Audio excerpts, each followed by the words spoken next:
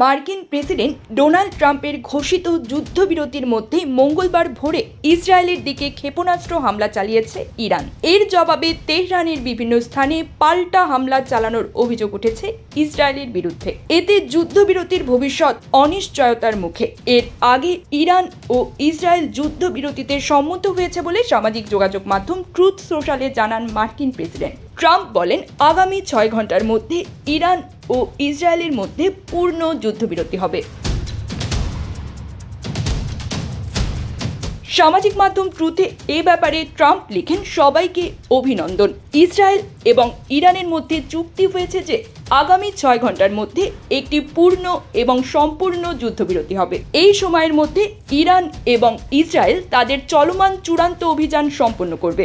এরপর 12 ঘন্টা পর যুদ্ধ শেষ হিসেবে বিবেচনা করা হবে। কিন্তু ঘোষণার পর পরিস্থিতি উল্টো দিকে মোড় নেয়। ইসরায়েলি সময় ভোর 4:30টার দিকে ইরান থেকে ক্ষেপণাস্ত্র ছোড়া হয়।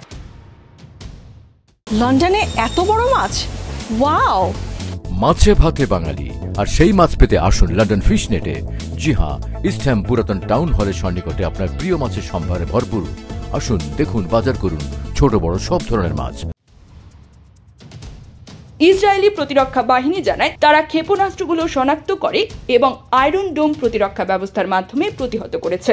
হামলার পর বীরশেবা সহ দক্ষিণাঞ্চলের বিভিন্ন এলাকায় সতর্কীকরণ সাইরেন বেজে ওঠে। বাসিন্দাদের নিরাপদ আশ্রয়ে যাওয়ার নির্দেশ দেওয়া হয়। টাইমস অফ ইসরায়েল জানায়, বীরশেবায় ক্ষেপণাস্ত্রের ধ্বংসাবশেষ পড়েছে, তবে হতাহতের খবর পাওয়া যায়নি। এদিকে তেহরানের বিভিন্ন এলাকায় ভোরে পাল্টা হামলা চালিয়েছে ইসরায়েলও। ইরানের আধা সরকারি তাসনিম সংবাদ মাধ্যমের বরাতে CNN জানায়, তেহরানের মধ্যাঞ্চলে আকাশে কালো ধোঁয়া দেখা গেছে।